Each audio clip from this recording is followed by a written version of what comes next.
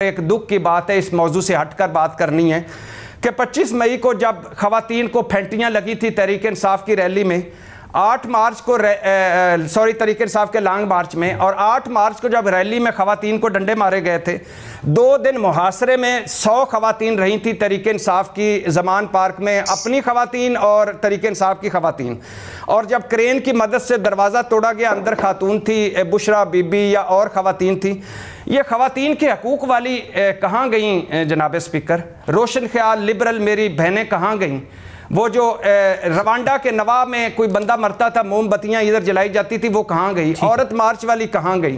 क्या तरीके इंसाफ आपका कमेंट आ गया? क्या सारे हकूक सिर्फ मरियम नवाज साहबा के हैं? खवातीन वहीं रुक जाती हैं। रीमा की भी राय हम जानेंगे, साफी साहब आपकी भी राय जानेंगे, लेकिन न्याजी साहब को भी शामिल करना। नहीं, यहाँ पर मुबश्शिर न्याजी साहब से माजरत के साथ देखें जी, बहस यहाँ से शुरू हुई कि क्या ये हुकूमत जो कुछ कर रही है कानूनी है या नहीं।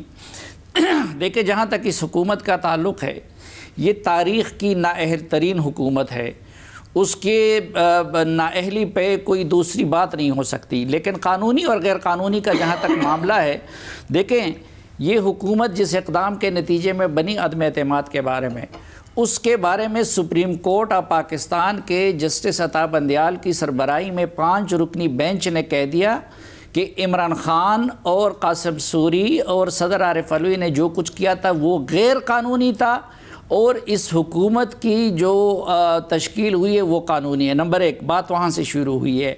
अभी जब पुलिस गई थी तो मैं, अभी भट्टी साहब मेरे साथ बैठे हैं, ये ज़रा एडिशनल सेशन जज का फ़ैसला पढ़ लें जो इससे पहले वो हुआ था।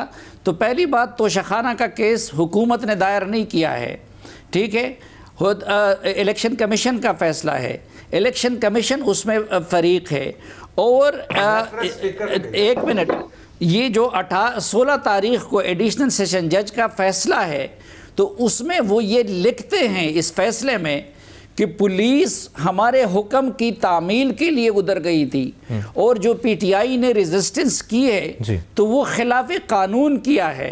इसी तरह कल जब पेशी हो रही थी तो उससे पहले एसओपीज बन गए थे पीटीआई और उनके दरमियान, और नाम रात को पहले से तय हुए थे कि इन लोगों के सिवा कोई और अदालत के इहाते में नहीं जा सकेगा। उन्हीं एसओपीज पर काम अमल दरामद नहीं हुआ। तो ये तो मैं तो देखे, कानूनी तो हम उस चीज को कहेंगे ना जिसको अदालत डिक्लेयर कर ले। मेरे और इनके तबसरे से कोई चीज कानूनी और अच्छा, रीमा आप भी कुछ ऐड करना चाहेंगी? भट्टी साहब ने जो बात की, कुछ सवालात सामने रखे। जनाब स्पीकर, जनाब जो घर में दाखिल हुए, जो हाई कोर्ट में तय हुआ, जो ठीक है भट्टी साहब आपका आगे ना कमेंट, आपका आगे कमेंट। रीमा आप ऐड करना चाहेंगे? सीआरपीसी के उन शिकों का हवाला दिया है कि इन शिकों के तहत वो सर्च कर सकते हैं, इन शिकों के से हर शहरी का दरवाजा दाखिल हो जाए और मुलाजमीन को लिटा के मारे। जी मुबश्शिर, मुझे ना अब बहुत हंसी आती है कि जब आप चाहें आप औरत मार्च को गाली दें, आप उन्हें कहें कि ये वेस्टर्न एजेंट्स हैं, आप कहें ये फॉरेन एजेंडा पे चल रहे हैं। भट्टी साहब की मैं बात नहीं कर रही, मैं जनरली बात कर रही हूँ, मैं जनरली बात कर रही हूँ। हमारा एक सोसाइटी में भट्टी साहब रीमा साहबा, मैंने कोई नहीं कहा, मैंने कहा ये भी खवातीन है, इनके लिए भी खड़ी हूं। लेजिटिमाइज करें, आप उन्हें डीलेजिटिमाइज करें, और वो एक मूवमेंट जो वॉलंटियर्स पे चलती है, आप उन्हें इतना डिफेंसिव करें कि आप उन्हें फिर भी कहें अब आप क्यों चुप हैं, अब आप क्यों चुप हैं। लेकिन अगर आप एक्चुअली देखें, सब बोल रहे हैं। पुलिस की जो डिस्प्रपोर्शनेट यूज ऑफ फोर्स है, ख़ास तौर पे ख़वातीन जो बिल्कुल जिनके पास कोई वेपन्स नहीं है, जो निहत्ती हैं, उसके ऊपर सब बोल रहे हैं, लेकिन किसी को नज़र नहीं आता।